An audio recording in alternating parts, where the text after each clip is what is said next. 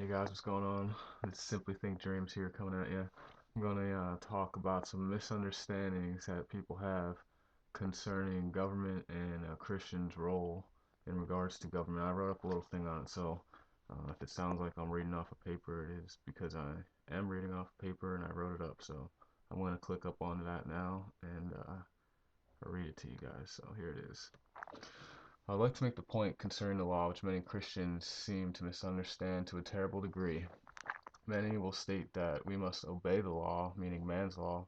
However, these very same people have often never taken any time to study the law, therefore making it impossible to comply with it. The hard fact is that no one can obey the law if they first do not study the law from its foundation and history. It is impossible. Most of us today were taught growing up to obey authority. We were taught it in public schools, in our jobs, etc. I totally agree, but only if the authority exists. Most people think that they are subjects to the government. However, that is utterly false. Romans chapter 13 is often cited to support the errant notion that man is subject to the government.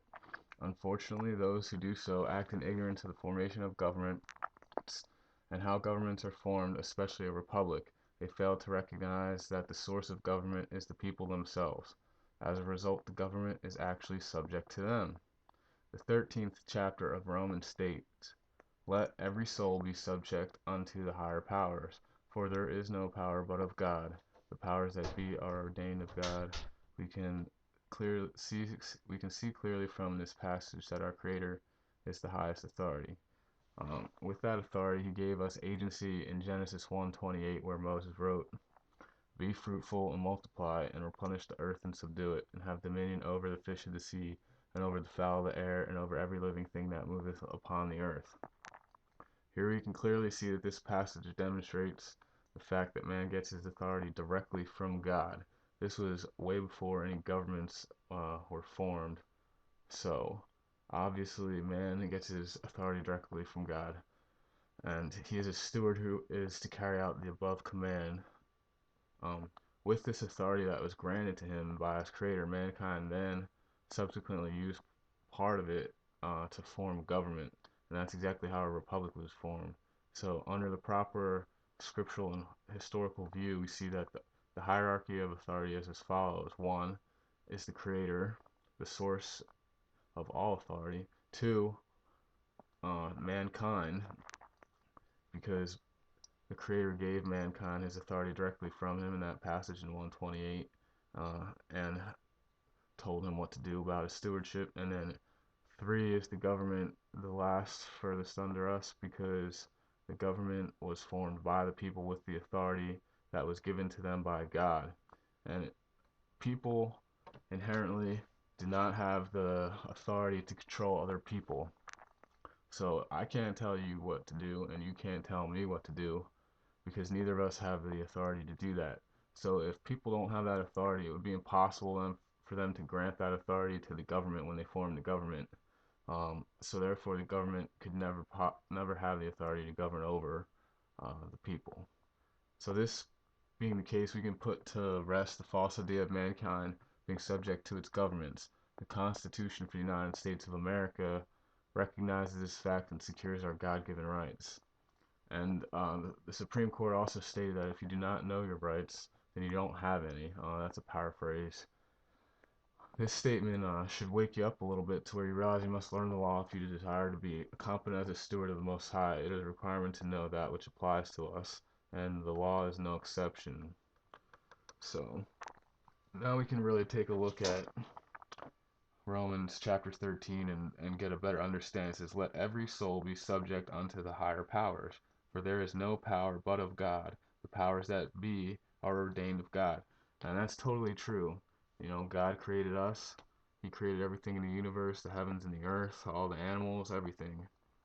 So all his power, all the power in the entire universe is his. That's why it says the powers that be are ordained of God. And He gave us a certain authority, which is our stewardship capacity, in which we're supposed to be fruitful and multiply, replenish the earth, and subdue it. In order to do that, He gave us dominion over the things on this earth and all the animals of the earth. Okay? So we have control over those things, but they're not technically ours. And that's why it's a stewardship. We're here to carry out the duties for our Father's will. So that's an important understanding in the law concerning our Creator. Um, Chapter 13, verse 2 goes on to say, whosoever therefore resisteth the power, resisteth the ordinance of God, and they that resist shall receive to themselves damnation. All right. So is that talking about our government? No. They're talking about the power, and that power is of God. So they're talking about the power and ordinance of God. It specifically says it resisteth the ordinance of God. Okay. Now, people that want to say that this makes us subject to the government are just twisting this because they don't have the proper understanding in law from its foundation in history, like I do, because I've taken the time to study these things. Um, for rulers are not a terror to good works, but to the evil. Wilt thou then not be afraid of the power? Do that which is good, and thou shalt have praise of the same. All right. So we're supposed to do what is good, and that good is to carry out our stewardship capacity. Now, if our stewardship capacity puts us at a higher authority to government, wouldn't that require us to know the law in order to control government? Considering the United States of America is a republic, which is the where the government is controlled by law. So, in order to control the government from our stewardship capacity, it is necessary for us to learn the law and comply with it because that's the only way to do it. You can't keep government in check without knowing the law. It's impossible. That's why Benjamin Franklin said that we had a republic, but only if we could keep it. And that's what is precisely what he's talking about here. Right? We'll go on to verse 4. It says, for he is the minister of God to thee for good, but if thou that do that which is evil, be afraid, for he beareth not the sword in vain, for he is the minister of God, a revenger to execute wrath upon him that doeth evil. Alright? And if I remember correctly, Matthew chapter 6 deals with serving mammon. Alright? It says here that, let's see, where is it? Chapter 6. It says, no man can serve two masters, for either he will hate the one and love the other, or else he will hold to the one and despise the other. He cannot serve God and mammon. So clearly we can only have one master here. We can either serve our Creator by properly carrying out our stewardship capacity, or we can serve mammon, which could be looked at as the world system.